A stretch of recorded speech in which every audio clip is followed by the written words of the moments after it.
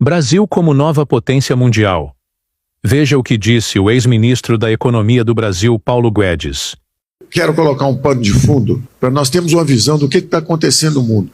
Parece uma desordem, não é? Porque vocês veem grandes ondas de migração.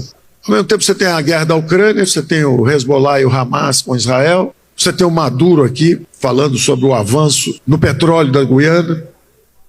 E parece que o mundo enlouqueceu e que vai ter uma guerra mundial em mais 3 ou 4 meses. Eu quero que todos compreendam o que está acontecendo e uma reação conservadora no Ocidente. Mas a verdade é que a direita está subindo no mundo inteiro, é uma reação conservadora. Você não consegue reprimir um fenômeno que tem 60, 70 milhões de eleitores. Está acontecendo um fenômeno. Ou você entende o fenômeno ou você vai ficar numa guerra permanente.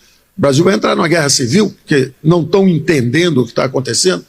Nós temos que focar nos problemas. Falo o seguinte, qual é o maior bem que um ser humano tem? A própria vida. Está todo mundo seguro quanto à vida no Brasil? Quantos são os assassinatos por ano? Quem está em crise não é a economia de mercado, não é o capitalismo. Quem está em crise é a democracia ocidental. É importante entender isso. A classe política tem que entender isso. O que o Bukele tem em comum com a Meloni? A Meloni está contra a migração e está a favor de lei e ordem. É uma reação conservadora contra a criminalidade, contra o descaso, contra a imigração em massa. O que o Trump diz? Vou tirar os imigrantes ilegais. Então, eu quero que vocês entendam esse fenômeno. E é relativamente simples de entender. Nós estamos no episódio final de um longo ciclo de crescimento que começou no pós-guerra. Foi simplesmente o seguinte: pela primeira vez na história da humanidade, teve uma guerra mundial, quando acabou, em vez de ser uma guerra de espólio, em vez de condenar reparações, que tinha dado errado. Na Primeira Guerra Mundial, quando acabou, botaram as reparações sobre os alemães, eles preferiram fazer uma segunda guerra do que ter que pagar as reparações. Quem disse isso, inclusive, foi um economista famoso, foi o Keynes, que previu uma continuação dos problemas globais, exatamente porque não houve essa percepção. E vocês vão ver que guerra da Ucrânia, Hamas, Hezbollah, são episódios dentro dessa grande configuração. Acabou a Segunda Guerra Mundial, os americanos lançam o Plano Marshall e reconstroem os aliados. França, Inglaterra são reconstruídos rapidamente com 100 bilhões de dólares ao longo de 10 anos. Quem é o maior inimigo dos americanos naquela época? A Alemanha, não é? Foi derrotada a Alemanha de Hitler. 10 anos depois, 15 anos depois, um grande liberal alemão, Ludwig Erhard, ele liberalizou. Nós falamos em lei de liberdade econômica, em abertura de economia, em facilitar investimentos internacionais. Isso foi o que o Erhard fez com a Alemanha imediatamente no pós-guerra. E a Alemanha, de país destruído, aniquilado, virou a segunda maior potência econômica do mundo, rapidamente. Logo depois, eles reconstruíram o Japão. Também foram os liberal-democratas. O Japão virou a terceira economia mais forte do mundo, 15, 17, 18 anos depois. Ou seja, foi uma história de inclusão econômica no capitalismo global. Foi a globalização. As economias de mercado começaram a engolir o mundo inteiro. E o mundo inteiro começou a sair da miséria. As vítimas do socialismo como doutrina econômica. A China de Mao Tse-tung era miserável, faminta, pobre, ignorante. Os americanos, depois de reconstruírem o Ocidente, estendem a mão para a China, tornam a China nação mais favorecida.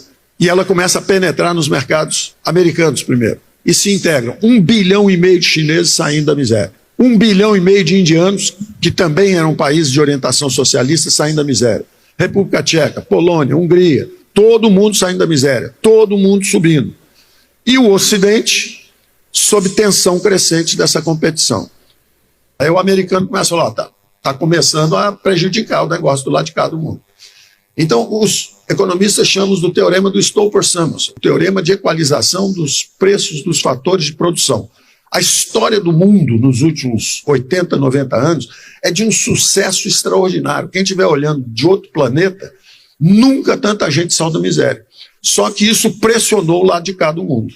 Quer dizer, 1,5 bilhão de chineses entraram na piscina dos mercados globais. Então esse papo de que o socialismo como doutrina econômica, fome, miséria, caminho da pobreza. Esse é o fato econômico. O resto é papo.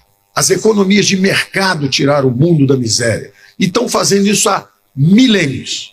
Começa a guerra comercial Estados Unidos e China. Tem um elefante querendo entrar na piscina de criança. Começou a pressionar os salários no Ocidente. A classe média começa a se sentir abandonada.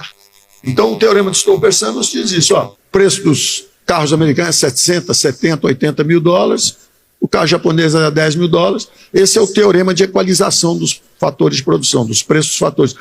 Os carros começam a subir, começa o comércio global, começa a cair o preço do carro americano, várias indústrias começam a fechar, perder empregos industriais, a desindustrialização do Ocidente, a inundação de bens industriais que vem da China. Quer dizer, e na China, na Coreia, no Japão, os preços começam a subir, os salários começam a subir, o bem-estar, e isso em toda a cadeia produtiva. No sul do Brasil, lá no Vale dos Sinos, todo mundo fazendo sapato, calçado, bolsa, começa a fechar, os próprios empresários gaúchos começam a levar as fábricas para a China e começam a exportar o sapato para cá de volta. Enquanto isso, nós botando IPI, ICMS, imposto, fazendo o contrário de tudo que eles estão fazendo. Eles mergulham nos mercados globais, nós fechamos nossa economia. Eles não têm impostos, sindicatos, previdência social, nada. Nós com impostos, encargo trabalhista, tudo.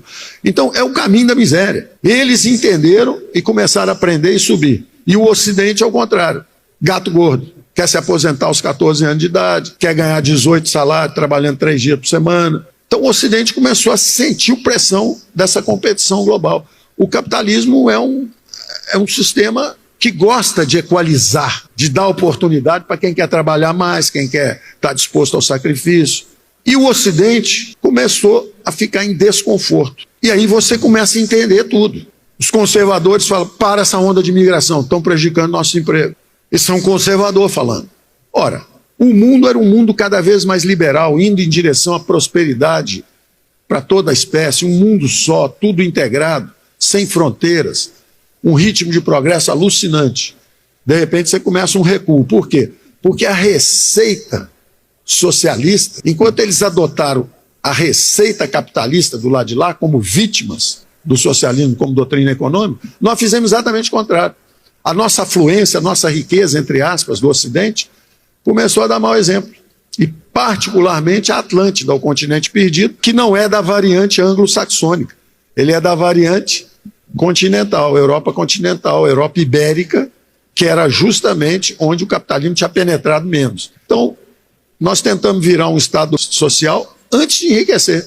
O país é pobre e já quis viver como vivem os gregos, os franceses.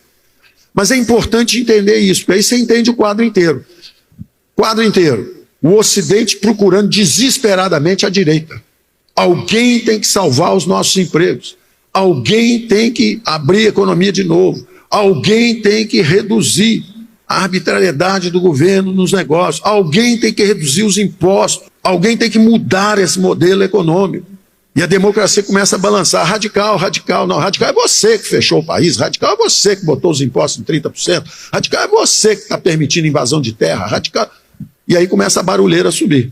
Nós vivemos essa barulheira. Nós estávamos lá, o desempenho econômico do governo sendo melhor do que os lados de fora, caímos menos do que eles, voltamos mais rápido do que eles, tivemos inflação mais baixa do que eles, e a barulheira aqui não parava. Então é importante entender isso. Então, simples entender uma onda de direita varrendo o mundo, ganhando em toda parte. Está acontecendo.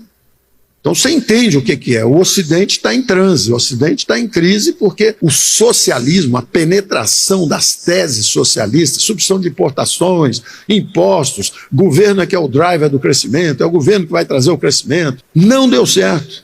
Nós afundamos 100 anos. E o outro lado do mundo, a Ásia, fez exatamente o contrário. Abraçou o modelo ocidental e foi com tudo, o negócio subindo.